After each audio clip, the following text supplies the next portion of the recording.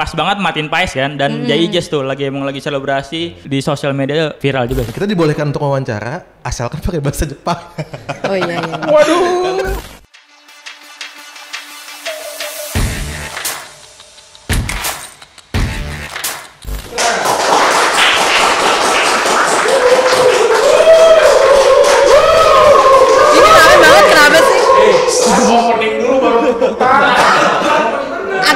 Oke deh, ya Allah. Hai guys, sobat bola.com, balik lagi di Bola Break dan kali ini spesial banget. Aku ada 3 orang spesial, cowok-cowok keren di bola.com, penghuni bola.com. Ya kita langsung ketemu aja sama Benedictus Gerendo, editor bola.com. Silahkan disapa dulu teman-temannya. Halo semua sobat bola.com. Astaga. Nah di sebelahnya yang baju hijau ada Heri Kurniawan, Ya. jurnalis bola.com. Ini bola.com banget nih cuy. Nah yang paling ujung Andri Tani, Muhammad Adi Aksa. Saya Adi Aksa yang jadi live streaming pertandingan timnas. Iya tuh. Jadi tuh. Sahabat bola.com yang mau tahu. Oh ini. Tuh Ini yang orang- biasa ini tampangnya ya. live streaming jelang pertandingan Yang ya. sapa-sapa. Iya. Oke nih kita udah ngumpul semua nih bertiga dan kita akan membahas setahun 2024 yang penuh gejolak, penuh kebahagiaan karena timnas Indonesia di berbagai level usia itu lumayan lah ya, prestasinya bukan lumayan lagi, bagus. Nah sekarang ini ada 2 orang nih bola.com yang biasa sehari-harinya mengulik timnas Indonesia. Ada Heri dan Adi. Nah bang yang pojok itu kan yang live streaming. Nah tukang live streaming. Kalau saya sih mbak spesialisasi live streaming aja. Iya. Selain live streaming nggak ngapa-ngapain di? Ya ngapa-ngapain lah. Banyak. Nah, ini timnas Indonesia kita di berbagai level usia kan berprestasi ya tahun ini.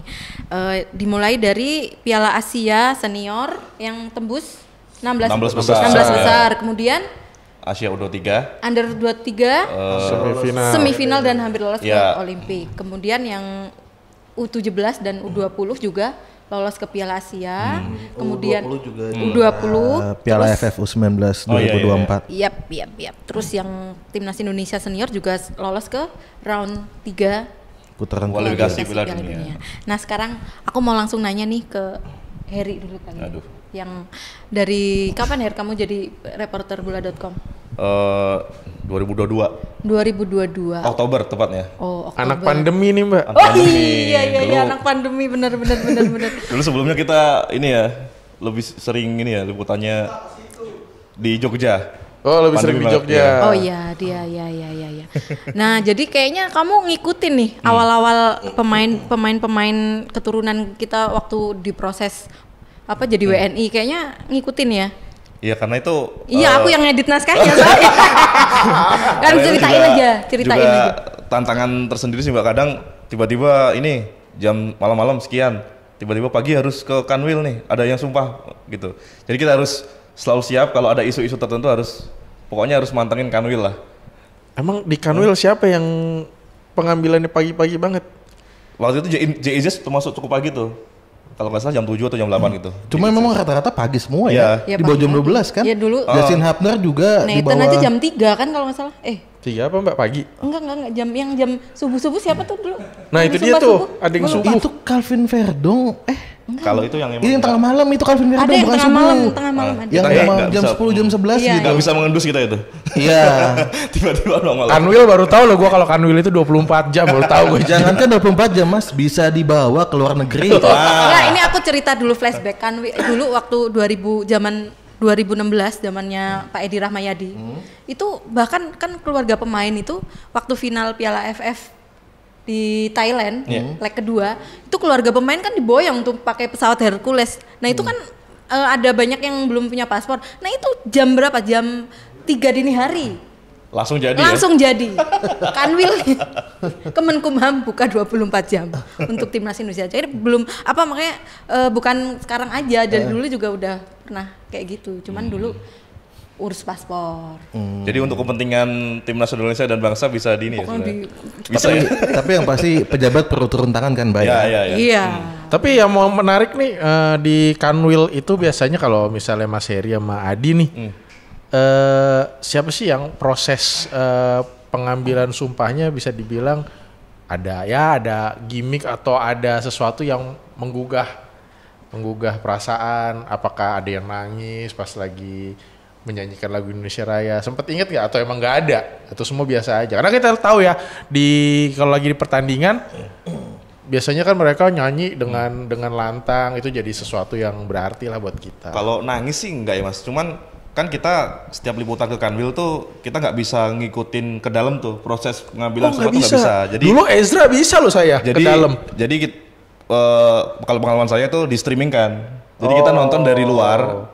Mereka nyediain kayak monitor gitu. Jadi kita mantau di situ. Kalau sudah selesai baru kita bisa ngobrol lah dengan pemainnya. Mungkin gitu. karena sekarang udah banyak banget medianya kali ya. Ya, Dulu kan nggak banyak. memang rame banget sih selalu kalau ada kayak gitu kan, sumpah-sumpah. Waktu zaman Ezra rame banget nggak? Rame sih Mbak, mungkin saya baru ingat. Ini rata-rata habis pandemi ya, mungkin takut kali ya di dalam terlalu rame. Oh iya, Iya, 2002. Iya benar-benar sih. Atau mungkin karena kalau tahun-tahun ini mungkin hampir beberapa bulan sekali ada pengambilan sumpah. Sering banget. Iya ya, kalau di Kalau dulu kan mungkin masih setahun 2 tahun Iya, sekali. kayaknya setiap mau FIFA match ada yang baru ya. Ya. Iya boleh. Siapa yang paling buat Heri yang liputan di pengambilan sumpah? Yang kamu paling kayak gimana ya? Kayak berkesan gitu. Yang paling berkesan sih J.I.Z ya. Jaya. Waktu itu saya ingat dia sumpah sebelum Natal atau pokoknya sekitaran akhir Desember 2023. Dia datang sama pacarnya itu berdua. Terus waktu itu kan dia datang dalam kondisi sakit ya. Kalau nggak salah waktu itu dia sakit paru-paru atau jadi badannya itu kurus banget. Kayak nggak fit gitu. Jadi kita bukan cuma saya, teman-teman tuh kok ini maksudnya agak ekspektasi kita nggak terlalu tinggi lah. Wah ini ya mungkin ntar cadangan atau apa gitu. Tapi ternyata J.I.Z luar biasa berkembang menjadi salah satu pemain. Bahkan saya bisa bilang itu salah satu naturalisasi terbaik lah di timnas Indonesia sekarang ini. Itu pasti sih. Iya. Setuju. Don't judge a book by cover. Itu ya. Ternyata Pelajarannya itu ya. kurus jadi andalan sekarang ya. Kalau Adi gimana Di? Kalau saya sih nggak terlalu ingat semuanya karena banyak banget kan yang naturalisasi kan.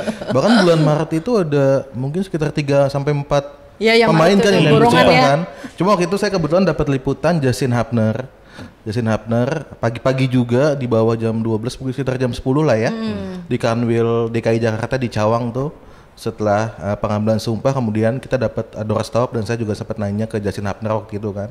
Cuma memang kenapa buat saya Justin Hapner paling berkesan? Karena kebetulan saya punya jersinya. Saya punya jersi timnas. Nggak dipakai nih. Oh iya. Jadi saya punya jersey timnas Indonesia bernama Justin Hapner nomor 30 tapi saya custom. Jadi saya custom itu ketika Justin belum jadi WNI. Ya. Dia masih main buat U20 ya. timnas U20. Waktu itu sempat ikut turnamen di Spanyol kalau nggak salah, saya lupa namanya apa.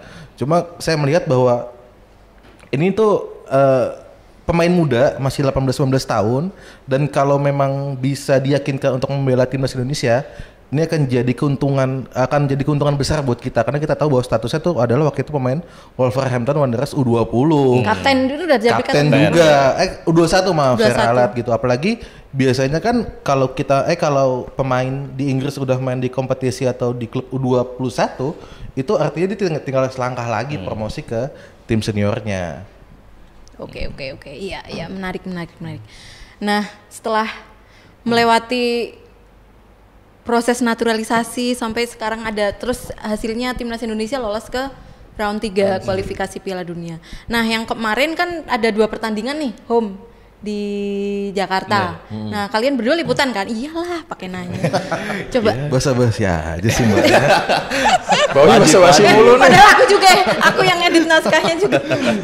Nggak, ceritain dong yang jadi ada kejadian lucu atau apa, pokoknya apa aja nih ceritain yang mungkin menurut kalian pokoknya nggak bisa dilupakan nih, berkesan gitu. Siapa dulu nih?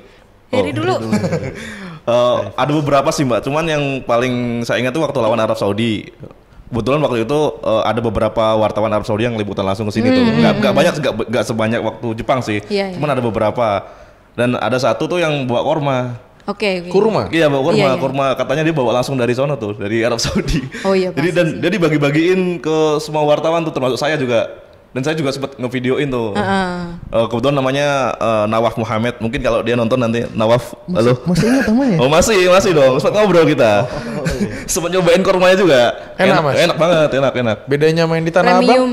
Oh, Dia ini? kok kayaknya kurmanya Nggak manis, terlalu nggak lebay manis. manisnya. Enak. Nggak lebay. Iya, menarik. Ya mungkin itu sih. Sama kalau yang lawan Jepang sempet kan banyak banget tuh wartawan Jepang yang datang. Waktu itu kebetulan saya pakai jersey tim anime East Tokyo United. Itu anime dari manga. Nah kebetulan di sebelah saya tiba-tiba ngajak ngobrol terus difotoin. Saya difoto nih. Katanya dikirim langsung ke pengarang manganya. Waduh. jadi ini dia nitip salam sama kamu bro katanya gitu. Katanya jersey yang saya punya tuh rare padahal itu juga saya bikin sendiri ya. maafin ya. Ternyata bukan produksi sana ya. Nggak nyampe sini lah. Oh disangkanya itu original berarti ya? Iya, padahal itu Beli susah-susah gitu? Iya, padahal itu kita pre-order di Instagram banyak. Kenapa nggak dijelasin waktu itu? Janganlah. Terus si pemilik si pengarang manganya perasaan gua nggak jual gitu. Makanya dia bilang rare banget itu katanya. Oke. Kalau Adi gimana Adi? Terakhir itu pas lawan timnas Jepang, kebetulan saya dapat kesempatan untuk liputan latihan timnas Jepang, Mbak. Hamin 2 sebelum pertandingan. Itu timnas Jepang latihan baru berkekuatan dengan 6 pemain. Oh, yang Eropa belum pada datang ya? Nyusul. 6 pemain itu yang dari liga lokal ya.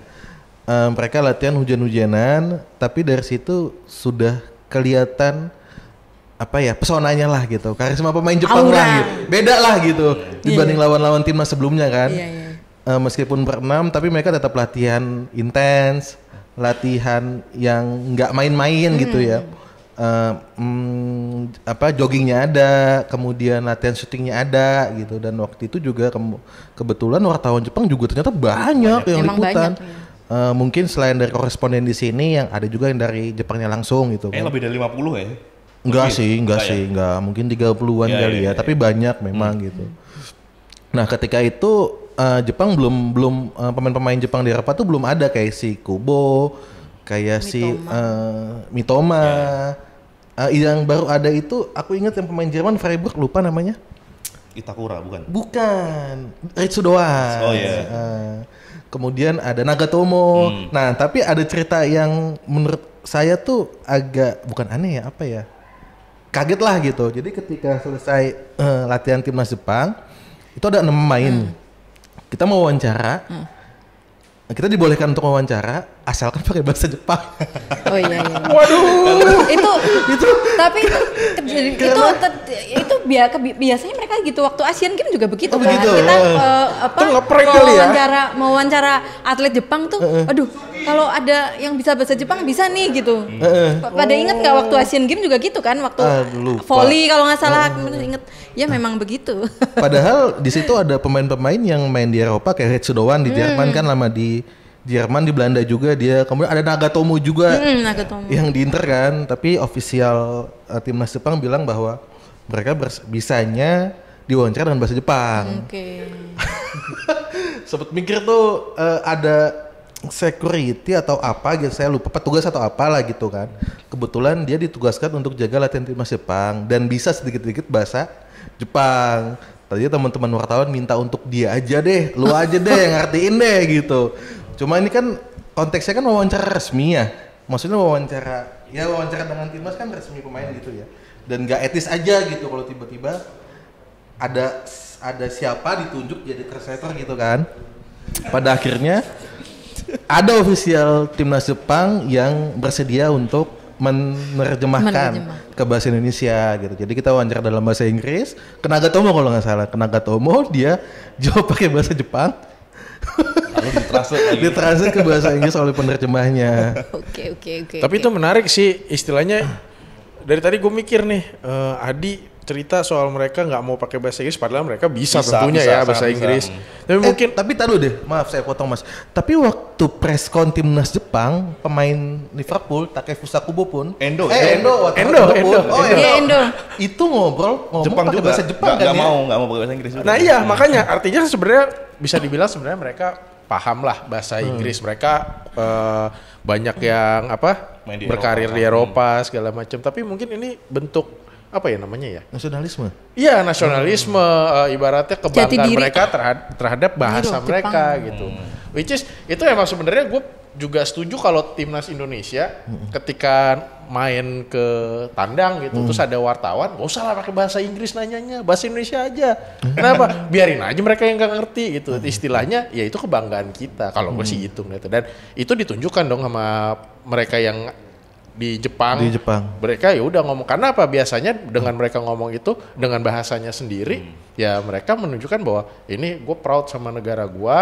Dan satu lagi ya mereka bisa bebas ngomong sesuai apa yang mereka ini, nggak mikir karena permasalahan bahasa itu sih. Berarti Coach Sintayong selama ini pakai bahasa Korea karena dia pride ya. Pride dong, pride. Pride. Jadi, Emang masalahnya apa? Bener, netizen jangan salah sangka dulu gitu makanya. Emang netizen salah sangka apa dia? Ya. Enggak, kalau kita Makanya baca kan minta untuk Sintayong Belajar bahasa Indonesia. belajar bahasa Indonesia gitu supaya komunikasi dengan pemain lebih lancar. Bisa, gitu Coachin kan. bisa. Bisa, dikit-dikit Bisa. pasti bisa. Terima kasih gitu. Ya, iya bisa. Tapi benar. mungkin seperti apa kata Mas Endo tadi kan, orang Asia Timur atau Jepang sama Korea itu bangga dengan Bangga. Iya, iya. budayanya ya. Ya kita kalau mau flashback ke tahun 2017, Luis Mia juga kalau preskon Kan pakai ada bahasa Bang Bes. Spanyol. Oh. Ya istilahnya Ya kan kan, berarti dia bahasanya bahasa- tetap bahasa bahasa sendiri. Itu sih. Jadi kebanggaan, makanya gue pengen tuh pemain-pemain kita kalau ribet sama bahasa Inggris, udahlah bahasa Indonesia aja, nggak apa-apa. Ya ntar kalau pelatihnya dari Jawa ngomongnya apa sih Jawa? Iya Boleh nggak? sih mbak, boleh sih. Jawa naik. Kan emang Pelatih gitu, Surabaya, yo Jawa Tengah Semarang. Yang penting Jawaan translatornya we. ada ya. Nah, ngomongin timnas sama pemain naturalisasi nih tadi nih. Nah, mereka kan bisa dibilang jadi salah satu kunci lah ya di di keberhasilan kita lolos ke putaran ketiga. Nah, waktu itu kan ada satu lah hal yang gue inget dari keberhasilan timnas adalah makin banyak orang memberikan dukungan buat timnas. Bahkan ketika latihan itu fans tuh banyak yang datang. Nah, ada satu cerita tuh dulu tuh yang gue inget. Ada yang kehilangan. Nah, ada nggak di situ? Ada salah satu dari sekalian yang di situ Ada nggak? dua-duanya. Ada dua-duanya. Nah, tolong dong diceritakan bagaimana sih keriuhan supporter kita sekarang Itu atau kayaknya- fans sekarang terhadap timnas setelah kehadiran pemain-pemain ini. Itu kayaknya sebelum kita berangkat ke Saudi ya, timnas.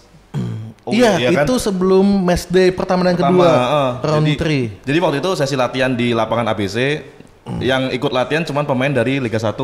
Karena yang dari Eropa itu kan langsung terbang Langsung ke ke Saudi kan. Saudi. Mungkin karena nggak tahu, karena pemain mungkin dianggapnya nggak akan terlalu ramai karena yang latihan cuma pemain lokal. Jadi penjagaannya tuh nggak begitu maksimal, Mbak. Iya, nggak seketat seperti lawan Irak sama Ya, Filipina ya. Iya. Jadi dari mulai pertama latihan tuh udah supporter pada masuk ke ini bench, ada yang mondar-mandir di Masa, pokoknya- Pak? Masih sampai iya, bench? bench itu yang latihan yang lapangan ABC kan itu kan. Lah zaman dulu Yang kita isinya zaman tas-tas dulu- pemain nah gitu. Hah, bisa Iya, sampai pada situ? masuk. Terus pas begitu latihan selesai, wah udahlah, ada yang minta foto, ada yang minta tanda tangan segala macam, dan disitulah mungkin hilangnya ya. Yang lucu tuh kan itu pemain timnas sempat nunggu lama ya di bus karena masih official timnas tuh masih mencoba mencari-cari lah di mana nih HP-nya. Terus yang saya lihat tuh Dimas Derajat kayak kosong gini. Dia lepas baju, duduk aja di dalam bus gini doang gitu. Kasihan, tapi pada akhirnya ketemu ya. Kabar terakhirnya. Nggak lama sih, Nggak lama. sehari atau Sehari, 2 dua hari hari gitu. setelah itu ya ceritanya sih pelakunya entah tertangkap atau apa ya, pokoknya handphonenya balik lagi. Oke. Handphonenya balik lagi. handphonenya Iyalah, Dimas. manajer timnas Iya. kita siapa dulu? Iyalah. Pak Kombes. Nah, Pak Kombes Pol. Kalau sampai nggak dapet, waduh, Marji ya? repot nanti. Aduh, ya ampun seru banget ya. Jadi aku tuh kayak kalau kayak aku yang udah lama nggak liputan jadi kayak aduh pengen liputan lagi gitu tapi ya sudah tua gitu. Oh, enggak kata siapa. Bisa kok Mbak, bisa membantu kita. Nah ini ngomong-ngomong yang tua, ini kan ini kan termasuk yang tua nih. Ini Biasa- bukan tua Mbak, bukan tua, suhu. Suhu. Yang biasa mengolah konten-konten dari lapangan menjadi menjadi berita yang disesuaikan sehingga bahasanya apaan sih ini? Sehingga. Nah jadi bahasa Endo nih selama timnas ya terutama yang benar-benar menyita keringat kita selama ini gimana kalian di belakang layarnya di meja redaksi bola.com apa aja yang seru-seru? Ya, yang seru sih banyak ya karena biasanya kalau misalnya teman-teman ini lagi pada liputan ke lapangan, bertarung sama hujan, terus panas-panasan, nyari video segala macam, live streaming, bahkan Adi bisa dibilang spesialis live streaming kalau lagi timnas. Kita di kantor senang-senang. Makan gorengan. Nah, makan gorengan segala macam. Tapi yang pasti sih kita senangnya karena kita punya koordinasi yang baik. Jadi berita-berita dari Adi, dari Heri itu kita bisa olah cepat dan ketika kita main di pengamatan kita sendiri dari TV. Jadi apa yang tidak didapatkan sama Heri sama Adi itu kita bisa olah Mbak dengan ada tayangannya begini nih, replaynya begini. Kita punya akses yang lebih cepet lah ketimbang mereka yang nggak lihat di lapangan. Tapi memang kalau dibilang timnas itu memang sepanjang tahun ini sangat-sangat menyita energi. Betul. Karena banget. kita yang biasa di sepak bola nasional atau ibaratnya dekat dengan timnas Indonesia, wah itu kerjanya luar biasa. Yang biasanya kerjanya 100% ini jadi 150%, malah 200%. Ternyata yang di kantor senang. Gitu. Iya senang dong lihat kalian dapat hasil yang bagus-bagus. Tapi pertanyaan gue satu sih buat Adi nih. Adi kalau lagi live streaming selalu dapat pertanyaan banyak banget di kolom komentar dan dijawabin satu-satu. Misalnya datang dari mana? Wah, Mas saya dari Magelang nih. Biasanya jawabnya apa di? PPSM Magelang. Mas saya dari Rembang nih. PSIR PSIR Rembang. Seragen enggak? PS Isra. Yang jauh Mas, yang jauh, jangan Yang jauh. Mas saya dari Persibom. Mas saya dari Lampung. PSBL. Badak Lampung. Nah, Adi ini punya apa ya istilahnya? Jadi kamus berjalan sepak bola nasional. Klub-klub Indonesia. Ketika saya ngeliat ya dari kantor kan balik lagi nih, mereka lagi kerja keras, saya senang-senang dari kantor ngeliat nih. Wih, Adi apal gitu. Itu gimana sih Di bisa menghafal banyak klub-klub Indonesia? Jujur aja nih, kalau nggak di Liga 1 Liga 2, gue juga nggak akan hafal sih. Jadi saya itu waktu kecil itu pembaca setiap tabloid bola. Teman-teman, tulisannya siapa nih yang dibaca nih? Kalau dulu belum tahu kan, masih kecil kan, nggak tahu penulisnya siapa kan, tapi kan baca isinya. Jadi sejak zaman Liga Bank Mandiri, ISL, kemudian ke mana? Kan ISL. Sebelum ISL ada Liga Bank Mandiri. Enggak, dia sebelum itu. Jadi Liga Jarum dulu. Liga Jarum itu kan sponsornya kan, namanya ISL kan? Abis itu baru Liga Indonesia. LBM yang ganti sponsor ya? Lupa saya. LDI. Ya itu. Oke, terusin lanjut. Kemudian berlanjut ke Liga 1 gitu. Jadi ketika ada sahabatbola.com nih ya, Asik. yang chat di live streaming bola.com itu, ketika dia menuliskan asal dia dari mana, jadi yang pertama kali saya ingat tuh adalah Klubnya. asal kotanya gitu. Ada yang nggak kejawab nggak Di? Ada sih beberapa Mas. Konawe Selatan tau nggak? Konawe Selatan atau Tapanuli Utara atau? Enggak sih, enggak ada situ juga. Jauh gitu. Ada lebih ke lupa sih. Oh, karena lupa Karena ya. lupa. Cuma rata-rata memang kebanyakan klub-klubnya tuh adalah klub dulu zaman divisi 1, divisi 2 Temanggung lah, Persi Temanggung lah. Apalagi ya dulu. Ya gitu-gitu deh. Persekapas lah apalah gitu. Jadi yang karena kita kebetulan kerja di sepak bola yang terlintas pertama kali dalam pikiran kita adalah klub sepak bolanya gitu. Iya. Tapi jujur sih dari ngeliat Adi jawabin respon netizen lah ya, komen di kolom komentar tuh akhirnya makin banyak tuh. Mas saya dari sini, Iya, Mas dari disapa. sini. Udah gitu kasih siapa lagi? Iya, sapa dong gitu kan. Emang gue siapa ya? Ya, ini Mas yang kemarin minta disapa nih orangnya. Aduh, ya ampun, lucu. Nah, soal timnas di putaran ketiga nih. Gimana nih kalau ngelihat performa sebagai yang sering ke lapangan ya di ngelihat performanya nih masih tinggal berapa pertandingan lagi sih, Mbak? Empat. 2 home, 2 Dua away. Home away gitu ya? Iya, Away home. away home. Away home, Oh iya, Juni away home apa home away? Australia dulu misalnya. Away home. Kan away home, Away ya, home. di Bahrain. Iya. Terus home away, abis itu home away. Oh iya. Abis itu lawan Cina baru Jepang ya? Oh, Apa iya. Cina dulu lawan Jepang? Lawan Jepang terakhir pokoknya. Oh Cina dulu berarti ya gitulah pokoknya lah ya. Nah, sebenarnya nih ya yang seru dari liputan di di kualifikasi Piala Dunia ini nggak cuma tulisan-tulisan mereka nih, tapi ada beberapa Video-video lah, kita kan sekarang Iya. semuanya video. sampai rame ya Mbak di media sosial. Rame banget TikTok kita, Komentar. followernya udah berapa TikTok kita? Aduh, saya nggak merhatiin 3 lagi. juta sekian. 3,3. 3,3. Kalau yang belum follow, ayo follow. TikTok. Update Bola.com. banget Itu nih gimana pokoknya. ceritanya tuh Mbak ya video-video itu bisa jadi Oh, viral? kita ada 2 orang yang selalu mengeksekusi Iya. video-video. Ayo kita panggilkan saja. Ini kayak Mandra sama ini nggak sih? Oh enggak, emang. Yeay. Mandra sama Basuki nggak sih? Kenalin dulu ini videografer dan fotografer bola.com. Ya, digabung sekarang. Ya Foto dan digabung. video. Jadi Dua ya. enggak, sebenarnya dia mau ngomong Kerjanya foto dan video. enggak, dalam Curhat kalian. artian dia ngomong kerjaan gue double. Perkenalkan diri dulu, Bro. Oke, nama saya Abdul Aziz. Saya juga foto dan videografer dari bola.com. Biasa dipanggil siapa? Adung. Kalau saya Bagas Karala Zuardi, Oke. biasa dipanggil Bagas. Atau Eros Chandra. Sama dengan Adung sebagai seorang fotografer dan videografer.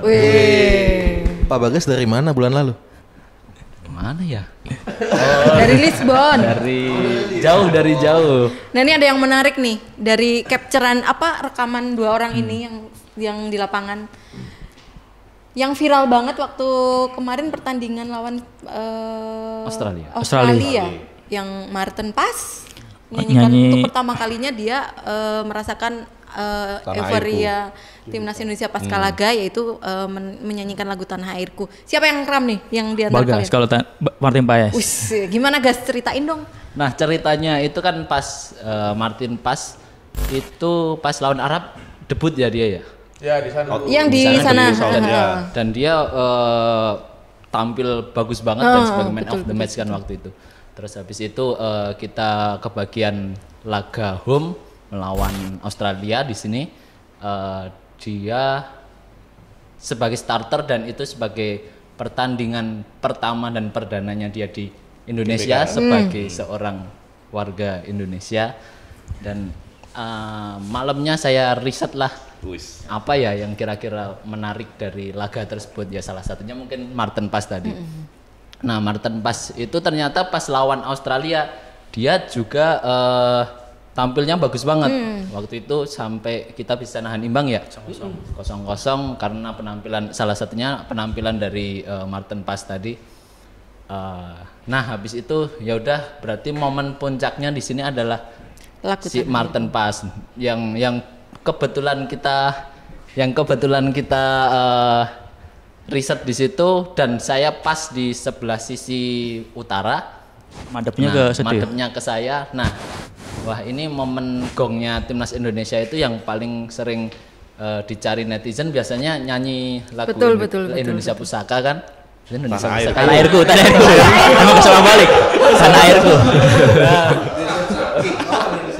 Ya. Tanah Gitu. Tanah airku. Aduh kan ya. Tanah Airku. Iya udah. Nah, tanah airku tadi Di situ pas madep ke saya, Martin pas udah langsung memperlihatkan gelagatnya. Awalnya pas dia bukan udah berdiri di sana itu udah memperlihatkan gelagatnya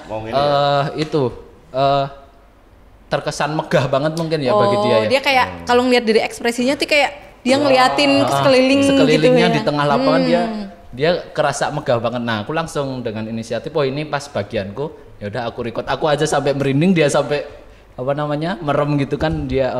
Kamu merem? Iya dia tebas ya. Iya. Ngerekod sampai tremor ya? Iya sampai tremor. Wah, cakep banget nih sebagai momen sebuah visual itu kan cakep banget. Nah di situ langsung lah, nggak banyak orang juga yang record, langsung lah kirim ke kantor dan untungnya video editor saya yang rekam di sana. Langsung menaikkan dengan cepat dan itu langsung viral, viral terus diambil sama akun-akun. Iya nih. Udah dikasih watermark juga, watermark orang udah aplikasi bisa ngilangin watermark sekarang. AI pakai AI. Udah jago. Wah, masih kasih. Kamu di balik akun-akun. Ya. Nah, begitu. Kalau Aziz apa nih Ziz? Yang kemarin sih yang pas Arab Saudi, kita lawan Arab Saudi menang ya.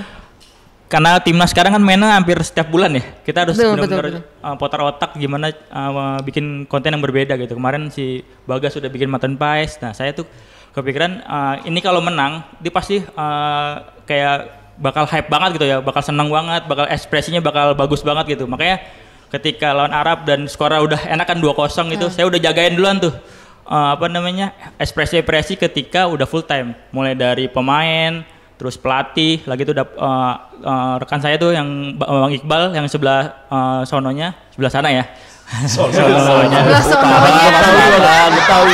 Berlawanan arah dari saya. Nggak apa-apa. Berlawanan arah dari saya tuh udah ngincer Sintayong dan saya tuh udah ngincer pas banget Martin Paes kan dan Jai Ijas tuh lagi selebrasi dan bagus banget gitu dan itu alhamdulillah di sosial media ya viral juga sih hitungannya. Oke. Viral aja sih. Jadi waktu itu Ajis ngambil yang bagian apa nih tadi sorry? Bagian Martin Paes sama Jai Ijas yang selebrasi dari belakang itu gitu. Ya itu mantap banget sih. Dan emang kan udah ditungguin kan ketika kita lawan Bahrain seri, lawan China kalah dan Jepang juga kita dibantai 4-0. Nah, momennya kan pasti kalau menang lawan Arab itu kan dan di ujung tanduknya Sintayong kan juga kan kalau dia kalah segala macam. Mbak tadi ngomongin soal Pais ya, yang dia Bagas cerita kalau dia kelihatan merinding. Kayaknya setelah pertandingan itu dia nggak tahu wawancara dengan media Belanda atau mana gitu, dia bilang selama ini pengalaman Martin Paes dengan stadion besar itu cuma terjadi di markasnya Ajax waktu dia masih main di FC Utrecht ya. Di Utrecht, dan Amsterdam Arena atau sekarang yang namanya Johan Cruyff Arena itu kan cuma 60 ribuan, sementara GBK kan 77 gitu, 70 something. Mungkin itu pengalaman yang ya spesial bagi dia ya. Iya. Dan untuk negara gitu kan mungkin feel-nya beda ya. Betul. Dan itu sama juga sih waktu itu ngelihat wartawan dari Australia yang datang. Oh iya. Kamu pernah cerita dulu itu. Nyanyiin lagu Indonesia Raya mereka langsung gitu. Kaget ya? Iya, Indonesia Raya langsung mereka sekaget-kagetnya. Sekarang sekaget-kagetnya. Tadi kan viral aja, sekarang sekaget-kagetnya benar-benar. Karena kan kenceng banget, suaranya kenceng. Kerasa banget. Mereka aja merinding, kita aja juga merinding. Kenceng gitu. Dan ada koreo tuh kayaknya waktu itu kan. Iya, ada koreo. Di utara dan selatan ada koreo. Nah, begitu. Aduh, aku pengen liputan lagi. Tolong dong gantian, pengen ke lapangan. Soal koreo itu yang menarik. Karena yang mana nih? Banyak soal koreonya. Godzilla. Jepang berarti, pasangan Jepang. Ya. Itu ketika koreo itu naik di TV, ngeliat, keren banget. Dan gak lama nih, Ajis langsung kirim foto. Video bahkan, abis itu gak lama juga video juga ya. Gue terimanya foto ya, gue gak tahu kalau videonya ya. Mohon maaf. Ada. Nah, Jis, waktu itu apa sih yang lu pikirkan sehingga ketika lu lihat koreo yang segitu megah, langsung harus gue kirim buru-buru nih. Ya, kita udah plan dulu ya guys ya. Kita udah plan, kita juga dapat info juga bakal ada koreo gede gitu kan. Kita nggak tahu nih koreo Godzilla atau apa, tapi ada koreo gede yang bakal dipersembahkan dari Le Grande gitu kan, dan Ultras juga. Dan posisinya lagi itu hujan ya. Iya, tiba-tiba hamin berapa menit? 10 menit. 10 menit. Iya, 10 menit bener. Kita nggak benar-benar nggak prepare. Bener-bener nggak prepare. Prepare maksudnya udah dipakai ya. Prepare udah ada jas hujan dan segala payung dan itu benar-benar kita ke Nepi dulu ya, baru abis itu ke Koreanya gitu kan. Bagas tuh udah kita bagi doma Bagas ya guys. Bagas udah ngambil tentang kick off lah ya, Indonesia Raya segala macam. Nah, dan saya udah fokus ke Godzilla itu, udah di depan di bawah itu, di depan banner Godzilla itu. Ya udah, karena sinyal hujan tadi mau pakai kamera kan, dan emang kalau kamera nggak bakal ngirim cepat gitu kan. Akhirnya perusahaan pakai HP gitu, pakai iPhone segala macam biar bisa ngirim cepet. Dan emang itu sambil hujan-hujanan. Bahasa-bahasaan juga semuanya udah bahasa tuh, karena benar-benar hamin 10 menit tuh nggak prepare. Hamin 10 menit. 10 menit nggak prepare jas hujan dipakai ya. Kalau jas hujan bodo amat. Yang penting alat aman. Oke. Nah, itu juga menariknya di pertandingan Indonesia lawan Jepang itu ada 2 pemain Jepang nih. Satu main di Itali. Siapa?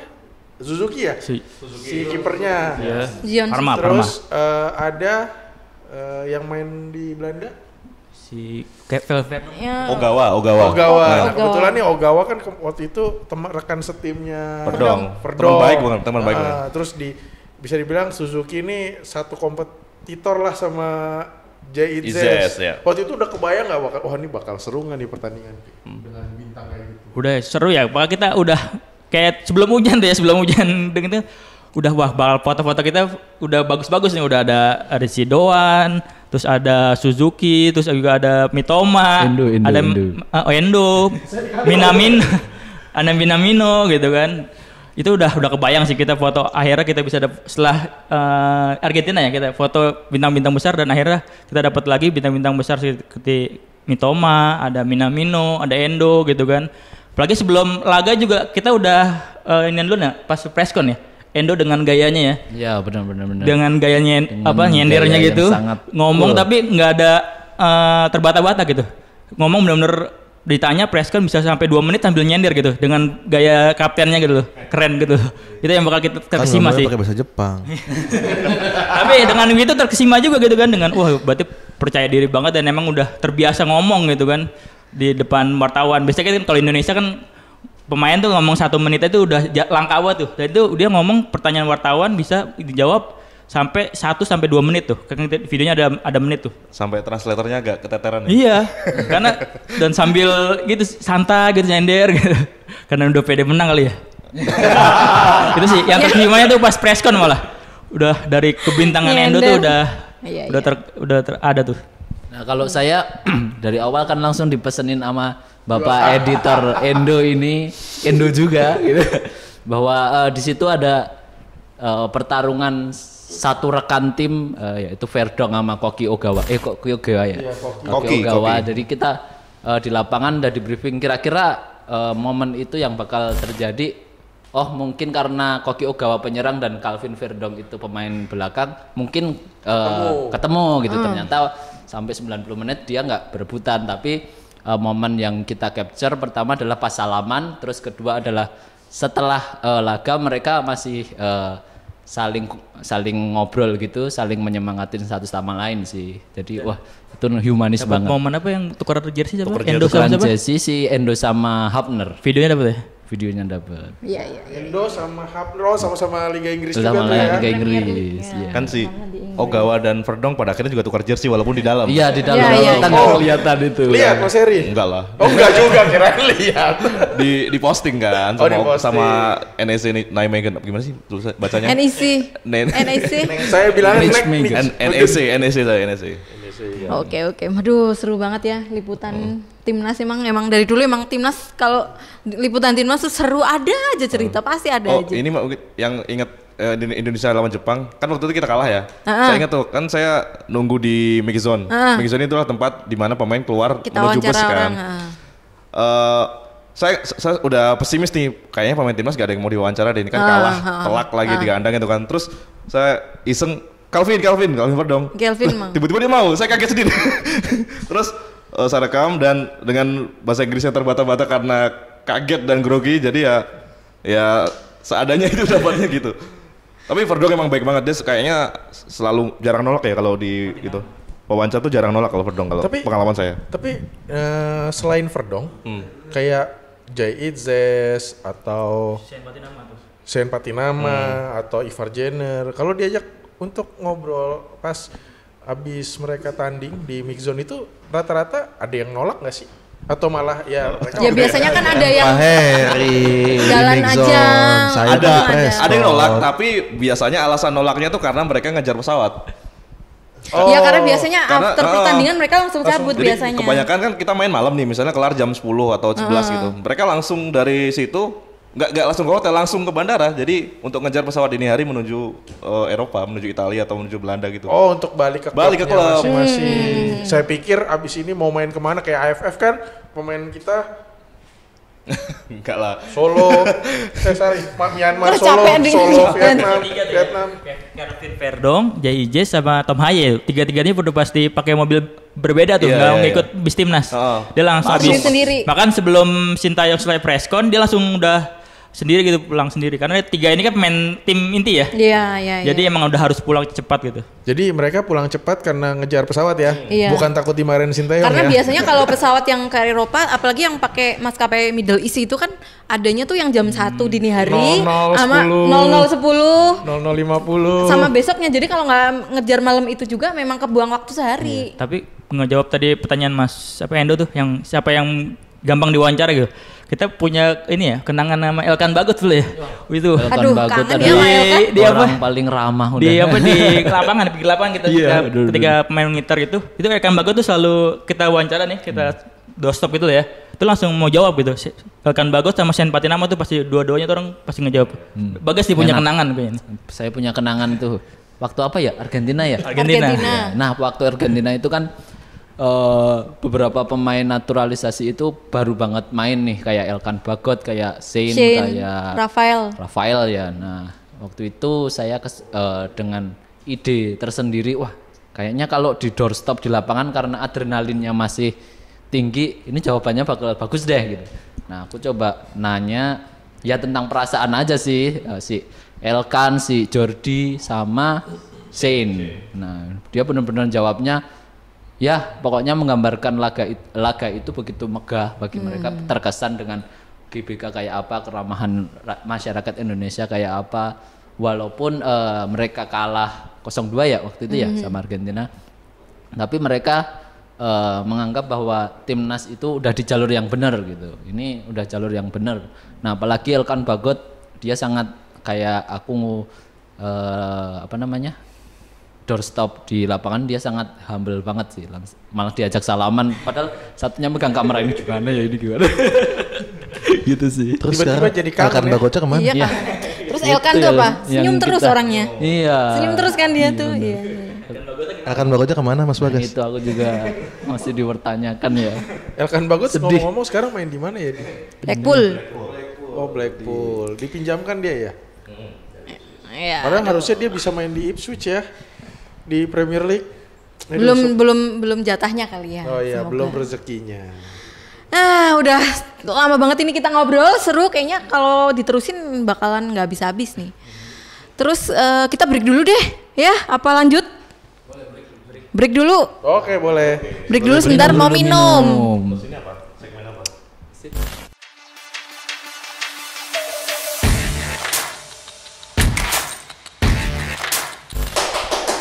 Wis, kita disambut sebegitunya. Oke. Lanjut lagi ya, kita obrolan tadi setelah ngomongin timnas, sekarang kita ngomongin teman-teman kita yang bertugas di abroad. Abroad, luar negeri. Wartawan kita naturalisasi. langsung aja ke Mas Endo yang bertugas siap. di Saya Euro. ke Euro kemarin. Oke, Endo, ceritain, Dok. Sebelum ke Euro, saya tuh sebenarnya berharap timnas U23 kita tuh ke Olimpiade, Mbak. Iya ya, waktu Ya. itu kan kita pas lagi semifinal tuh, wah Iya. kalau lolos Olimpik, bablas Olimpik aja. Jadi kalau boleh diingat tuh Piala Asia U23 tuh kan kita tiba-tiba tampil mengejutkan Iya. ya. Bahkan Korea aja nggak ada apa-apanya nih sama kita. Nah akhirnya harapannya adalah wah lolos ke final, ngomong nih ke kantor nggak usah ke Euro deh. Enggak, aku juga Paris sempet, Dok, kamu kalau udah terlanjur beli tiket pesawat, lu stay aja di sono gitu. Iya, terus Langsung langsung jalan ya. dari Jerman langsung ke Paris. Gitu. Ngapain? Metro Mini? Salah. Enggak dong. Tapi kan di sana kalau udah nyampe Jerman mau ke Paris, mau ke Italia aman. Aman, naik Sudah Flixbus. Ya. Nah, cuman sayangnya waktu itu timnas udah kalah di semifinal. Di depan mata. Terus kalah playoff. lagi. Playoff. Sebenarnya perebutan 4-3 iya. juga iya. kalah juga sampai akhirnya di playoff kalah juga ya emang gak rezeki saya ke Paris. Nah kalau ngomongin Euro, wah itu luar biasa sih Mbak Wiwi karena dari awal mau berangkat aja cerita saya udah banyak. Saya ngurus visa aja nggak di Jakarta. Saya terbang ke Surabaya buat ngurus visa. Ngantri ya. Ngantri TFS ya. karena TTLS. waktu itu di Jakarta itu pas saya mau daftar udah penuh sampai 15 Juli. Sedangkan finalnya Euro 15 Juli, Mbak. Iya, Jadi iya, kayak masa saya datang pas final pulang lagi gitu kan. Akhirnya Itu saya karena pas summer kan pasti orang rame betul, akhirnya saya ke Surabaya dan singkat cerita udahlah beres bisa jalan ke Jerman. Nah, ini pengalaman pertama saya liputan ke luar negeri di Eropa. Oke. Jadi jujur nggak pernah tahu budaya di sana tuh secara langsung seperti apa. Kemudian suhu udaranya seperti apa. Bahkan sampai sana aja saya lupa niatnya mau cium tanah tuh di Eropa, nggak jadi. Terus apa cium siapa mbak-mbak? Aduh. Mbak Munchen. Mbak Wiwi cepet banget kalau cium-cium. Nah akhirnya liputan di sana ya yang paling berkesan sih karena kita waktu itu kan lagi hype-nya sama timnas Indonesia mau lolos ke Piala Dunia kualifikasi Piala Dunia ke round 3 ya waktu itu ya dan udah lolos waktu itu. Tinggal gimana perjuangannya dan kebetulan di sana ada timnas Belanda Oh iya, yang tampil. timnas pusat. Nah itu yang saya ingat banget timnas pusat, timnas cabang. pusat. Akhirnya yang paling menarik buat saya sih setiap kali ketemu supporter Belanda. Karena ketika kita ketemu supporter Belanda ya mereka selalu tahu kita gitu, selalu tahu. Oh Indonesia ya kita tahu. Terus bahkan yang menarik ada beberapa yang masih muda mereka tuh tahu gitu beberapa kayak Ragnar mereka ini saya tahu. Terus Tom Haye itu paling dikenal ya. Lah, Ya, karena mungkin dia usianya juga sudah senior ya ketimbang pemain naturalisasi yang lain. Jadi ketika di situ mereka cukup excited gitu. Saya tunjukin fotonya, ini saya nggak tahu. Rafael tuh nggak dikenal. Kenapa ya? Karena masih muda. Bukannya tidak terkenal karena tidak bagus. Tapi Tom Haye. Kenapa begitu reaksinya Adi?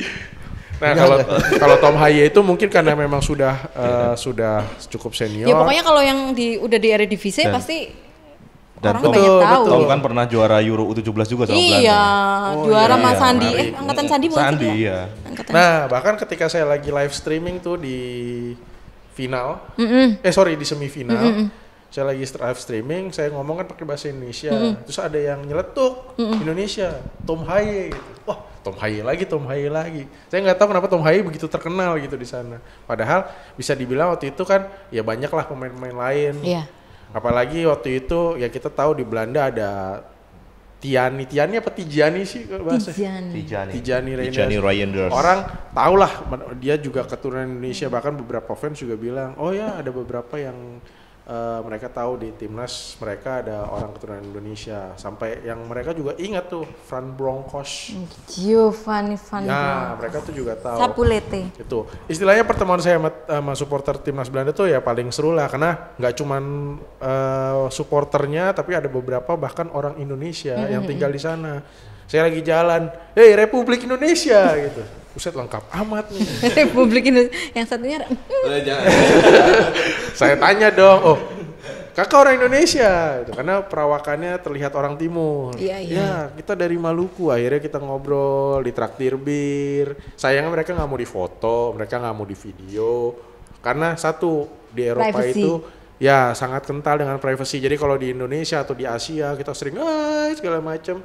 Di sana kita bisa begitu tapi tidak bisa ngajak orang. Jadi saya yang sampai sana niatnya mau hahi dengan supporter, ketika mereka tahu saya mau wawancara menjauh. Tapi ketika cuman begini-gini aja nih sama supporter Inggris, ya udah seru-seru. Tapi begitu saya mau wawancara, no. Selalu itu yang saya alami di sana. Jadi tantangannya seperti itu. Cuman keseruannya adalah ya banyak ketemu orang baru, ketemu orang yang ternyata punya latar belakang juga dari Indonesia, ketemu turis yang lagi main ke Paris, terus ikutan ke Jerman buat nonton Euro, itu sih yang seru. Ya. Kalau katanya sih dulu kalau kayak Euro, Piala Dunia kalau kita liputan itu katanya naik haji gitu. Kalau Piala AFF katanya umroh gitu. Ya, zaman dulu dari zaman dulu istilahnya begitu. Begitulah. Terus siapa lagi yang baru kalau banget? Perbedaan nanya lu. Mau nanya, silakan. Liputan di Indonesia dan liputan di luar negeri, sama Euro ya. Biasanya kan kita liputan AFF nih ya, SEA Games segala macam. Bedanya apa nih? Oke, gua bahasanya berarti AFF sama Euro ya. Ya misalnya oke. AFF itu bagaimanapun tetap menarik buat gua. Walaupun mungkin dibilang kelasnya tidak sama Euro atau Piala Dunia. Tapi apa yang buat seru? Ya karena kita ngikutin timnas kita sendiri gitu. Betul. Itu cerita-cerita yang 2016 sampai 2018 itu gue sangat nikmatin. Yes. Mulai dari ngikutin timnas di Piala AFF 2016. Waktu itu sih gue nggak ke luar negeri ya, tapi waktu itu ketika main kandang di semifinal dan final kan mainnya di Bogor ya. Ansari ya. Kebetulan rumah gue dulu di Bogor, jadi deket. Kamsi dong. Sering diajak nongkrong sama nginep di hotelnya, jadi bisa lihat tuh pemain-pemain kayak Pip keluar malam. Aduh. Ada yang kayak gitu-gitulah. Tapi ya seru ya karena kita jadi tahu bagaimana sih psikologis pemain-pemain timnas. Bahkan ketika saya ke Malaysia pas SEA Games 2017 itu terasa banget loh Jis. Walaupun waktu itu kita cuma sampai Perunggu, kita medali perunggu ya, perunggu. Nah itu tuh kerasa banget karena kita ngeliat sendiri perjuangan mereka gitu. perunggu. Ya, mungkin kalau Euro atau Piala Dunia serunya adalah kita bisa punya kans nih ketemu pemain-pemain idola kita, pemain-pemain yang biasa main di klub yang kita dukung gitu, klub Inggris lah, klub Eropa lah pokoknya. Wah serunya di situ. Tapi beda halnya ketika kalau liputan yang AFF, SEA Games adalah kita melihat bagaimana perjuangan teman-teman sebangsa kita sendiri. Itu sih menariknya. Jadi kalau dibandingin agak susah sih karena mindset liputannya pasti beda gitu. Karena kalau di Euro, wah tim mana nih yang besar nih? Wah pemainnya kayak gimana nih gitu. Kalau ngeliat langsung, nah ketika kita lagi sama AFF atau SEA Games, kita ngeliat timnas kita bertanding, wah bagaimana nih kita harus menang nih, kita harus dukung mereka untuk menang. Itu sih serunya. Iya seru, bener. Nah ini Mas Eros, nah ini Bagas tuh mirip Eros ya. Masih anget banget, baru pulang dari Portugal. Oh iya, Mas Bagas habis dari Portugal nih. Ini dinginnya masih kayak di Portugal. Iya, padahal ini sombong amat ya. Sombong. Gimana? Kok gimana kan aku nggak berangkat. Ini Mbak, ini yang menarik bahasa adalah Portugal dong. Obrigado. Waktu saya Euro itu kan saya tadi bilang ini liputan luar negeri Eropa pertama saya. Nah kalau ngomongin liputan luar negeri perdana Bagas yang punya langsung ke Eropa. Ya. Gimana Gas ceritanya Gas? Jadi sangat amat bersyukur dikasih kesempatan sama rekan-rekan bola.com untuk ke Eropa ceritanya Mbak Wiwi. Dan kaget, kok nggak Asia Tenggara dulu sih? Tiba-tiba kok jauh banget ya Eropa gitu, nggak kebayang.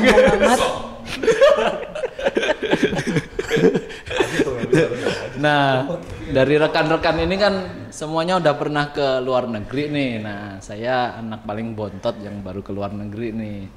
Jadi wah Eropa keren banget Mbak ternyata. Keren banget. Baru di satu negara. Baru di satu negara di Lisbon Raya doang.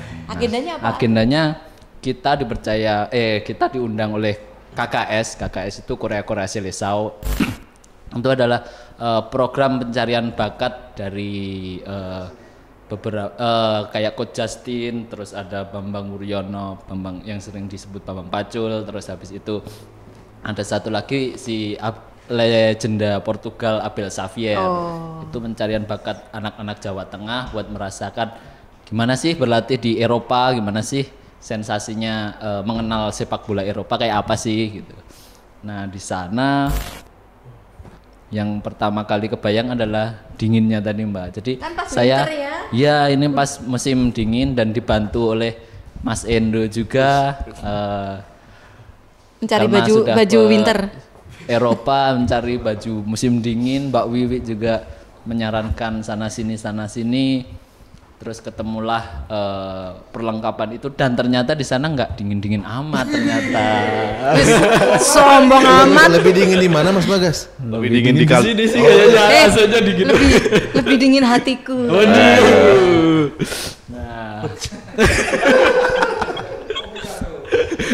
Nah, Pulang Progo, Gunung gitu. nah di sana kalau bagi saya seorang fotografer atau videografer, foto-foto di desktop, di desktop komputer atau di manapun, di HP, di Instagram dan lain-lain itu emang cahayanya di sana beda sih. Emang di sepanjang hari itu matahari agak nyamping, jadi dia selalu kenanya di samping bukan di atas kayak kita langsung. Jadi mau motret kapan aja ya sebagus itu gitu. Emang sebagus itu gitu. Nah di sana saya bertugas 10 hari, cukup lama. Sombong amat. Udah menyatu dengan makanannya juga. udah mulai tahulah warga Portugal itu ngapain aja gitu kan. Ada makanan penutup yang paling enak tuh namanya pastéis de nata. Itu adalah kue tar egg tart. Egg tart khasnya Portugal. Khasnya Portugal. Egg tart di Holland Bakery juga ada. Tapi Merek tadi. tapi ditambahin bubuk cinnamon, wah rasanya enak sekali bula.com.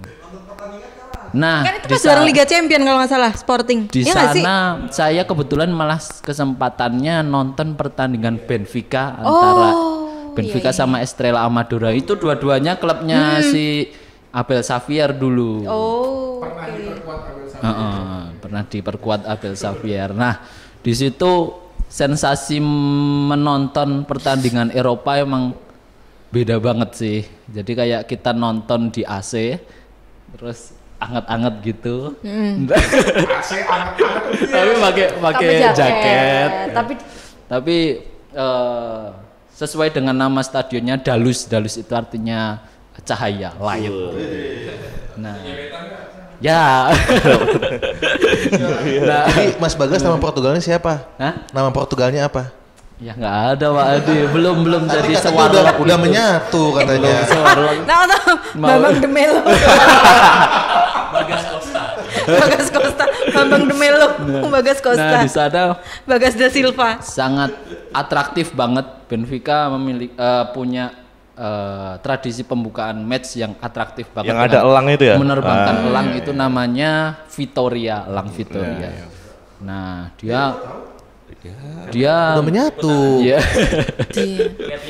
Iya, dia muter Menerbangkan dulu. elang Jawa. Muter dulu kayak model Lazio kali ya kalau di Italia. Muter dulu, terus habis itu dia landing di tengah, terus habis itu kayak pertunjukan lampu. Di situ sangat jadi kayak membakar crowdnya penonton itu benar-benar wah ini entertain banget sih. Jadi walaupun sama tim kecil sekecil Estrela Amadora aja masih seniat itu sih. Penonton rame nggak waktu itu Benfica? Waktu itu penonton rame sih, tapi nggak serame derby atau sama yang klub top sih. Begitu. Pak Edi mau nanya. Vibes kota Lisbon itu kalau di sini kayak apa sih? Kayak Bekasi nggak? Bekasi atau apa? Bukan ya? Kalau kota Lisbon mungkin kayak kota tua Pak Adi. Dia banyak peninggalan sejarah. Plus kita kan penjajahan pertama kita kan dari Portugis. Kita dijajah Portugis. Di situ masih ada monumen, masih ada peninggalan dari kalau kita kan kebagiannya Alfonso Albuquerque ya. Saya ingat nama itu, saya ingat di buku SD itu. Masih ingat nggak rekan-rekan sobatbola.com dengan Alfonso Albuquerque? Ingat. Seorang pelaut Portugal yang melaut sampai menuju Maluku Selat Malaka, terus Malaka. menuju Maluku, terus ke Timor gitu ceritanya. Nyari rempah-rempah. Berarti kalau kita main ke kota tua Nyari itu bisa empon-empon. diibaratkan kita lagi di Lisbon. Nah, kayak gitu di sana ada peninggalan kayak kastil, ada apa namanya? Tergantung bentengnya, kan ada benteng Jeronimus. Portugis, sisa-sisaan di. Tapi kalau stadion itu benteng. Kalau yang masih berdiri megah ya peninggalan Iya, Nederland. benar, tapi tata kotanya bagus sih. Di sana juga yang paling culture shock itu soal transportasinya sih. Jadi kita pejalan kaki sangat dihormatin. Misal kita mau apa namanya nyebrang aja udah di dekat zebra cross, itu mobil udah dari jauh-jauh langsung berhenti, terus kita lewat gitu. Pun dengan bis-bis di sana, traffic sih cukup padat. Trafficnya cukup padat, tapi mereka sangat teratur gitu. Jadi kita bingung lah, ini kok nggak langsung ke kanan sih, ke kanan kok ke kok kiri. nggak ada suara klakson. Iya, nggak ada suara klakson, kita kan bingung ya kadang. Setuju. Karena waktu aneh ya? waktu Kalau di Pak Endo gimana waktu pas di Jerman di- itu juga di Jerman? saya baru ingat nih. Di Jerman itu juga semuanya Serba segalanya teratur. teratur ya. Iya, iya. Orang jalan bener-bener di trotoar. Iya. Jalan ibaratnya kita meleng dikit ke jalan pasti ada yang negur. Benar. Nah ketika nyebrang nggak ada tuh dalam satu jalan nih panjang nyebrang gitu aja pasti mereka nyamperin zebra cross dulu. Iya. Dan naik bis nggak ada tuh pinggir jalan semua gitu. Harus semua di halte. ke halte. Jadi memang ya beda banget ya Mas ya dengan yang kita temuin sehari-hari. Bahwa di sini mungkin ya orang masih bisa berhenti apa tuh jalan di tengah jalan atau ibaratnya pinggir jalan tapi di jalannya terus trotoarnya dipakai sama motor. Di sana nggak tahu deh kalau di Portugal tapi di Jerman itu trotoar itu dipakai buat dua. Orang naik sepeda sama orang jalan kaki dan itu pun terpisah gitu. Jadi trotoar paling dalam itu pejalan kaki, trotoar kedua itu buat orang-orang naik sepeda supaya mereka tidak ketabrak mobil atau motor di jalan raya. Tapi kalau yang sepeda lumayan ugal-ugalan di Belanda loh. Belanda kan orang bener naik sepeda ya. Itu aku pernah jadi hampir ditabrak, bener-bener dia di sini kayak motor gitu. Di sana sepeda. Jadi bener-bener yang ada yang berbagai jenis pengendara dari yang kalem ugal-ugalan itu ada gitu kalau di Belanda. Kemarin kebetulan karena kata supir bus saya, Kamu punya bus berarti supir bus saya. Disupirin. iya ada. Dia enak nggak pakai transportasi Lu umum, pikir dia itu udah pakai sendiri? bis sendiri dia. Dia Liputannya. ternyata waktu itu pas ke sana kebanyakan mobil Mbak Wi. Oh. Jadi kata supir bus saya karena itu musim dingin. Oh iya. Terus kalau Oke. biasanya gimana Pak supir gitu kan saya tanya. Cepat supir. Hah? Wah, sangat pengen Bayar sendiri. sobatbola.com siapa tahu bisa berangkat. Mau nanya guys, Apa. Kan kemarin kita hasil liputannya kan kalau pas lagi tanding itu kan kamu aja sama aja. Kan tahun lalu beda. Tahun itu. lalu. lalu. Tim KKS ini kan menang mulu kan sama tim-tim di Portugal gitu. Apakah emang punya potensi tuh tim KKS ini atau emang lawannya emang bukan sepadan lah sama tim kita sama KKS ini gitu? Kalau kemarin sih aku lihatnya emang aslinya bakat Indonesia itu banyak sih, bakat di Indonesia itu banyak banget. Maksudnya mereka juga bisa bersaing gitu di internasional. Pun kagetnya mereka diterangin formasi demi formasi sama pelatih yang kita sering lihat di sosial media, Coach Justin itu sendiri. Justinus. Dia langsung paham gitu loh. Oh, Laksana. kamu cobain di tengah, kamu cobain di belakang, efektivitas main bawah gitu. Mereka langsung paham gitu. Emang bakat di Indonesia itu menurutku nggak kalah sih sama luar negeri, tapi ya tadi mereka harus dibimbing sampai level senior. Dan di sana aku melihat culture yang gak berbeda tentang sepak bola di sana itu ada beberapa sih, kayak model respect mereka. Mereka itu jadi sebelum pertandingan harus disalamin semua sampai pelatihnya dan lain-lain. Terus habis itu kalau pas sakit itu wajib ada 1 atau 2 orang nyamperin ke pemain yang sakit itu, entah dia cuma salaman atau ya udah kalau dirawat dia harus standby di situ untuk respect lah respect terhadap lawan gitu. Itu masuk dalam regulasi gitu berarti? Itu masuk dalam regulasi. Setelah aku bertanya kepada sekretaris dubesnya Mbak Mia itu. Terus habis itu yang kedua, keamanan terjaga banget Mbak Wi. Kayak selevel uji coba ada polisi di sana Mbak. Selalu dijagain polisi gitu. Terus habis itu apalagi ya? Obrigado. Kan nggak ada body checking kayak kita gitu banyak banget ya. Nggak ada. Saking banyaknya perbedaan sama di sini jadi lupa kali. Iya, juga banyak sih tapi cukup bagus di sananya itu kayak gitu Mas. Maksudnya respect. Nah, kayak sama kesetaraan Mbak di sana itu walaupun level terendah itu harus dilibatkan wasit perempuan gitu. Itu harus ada, entah itu sebagai wasit utama atau hakim garis ya. Nah, itu selalu ada. Nah, aku melihatnya ada perbedaan itu yang cukup berbeda sih kalau di Indonesia culture-nya gitu. Oke, menarik. Begitu. Oh, udah sampai berbusa-busa nih kita ngobrol ya, sobat bola. 2 jam malam ini Mbak. Makin dingin nih malam kita. Aduh, terima kasih banget ya teman-teman sobat bola.com yang udah dengerin hahahi kita hari ini. Semoga kita bisa terus berkarya untuk bola.com, memberikan informasi yang menarik untuk kalian-kalian semua. Oke, makasih. Sampai jumpa lagi. Sampai jumpa di tahun 2025. Selamat tahun baru.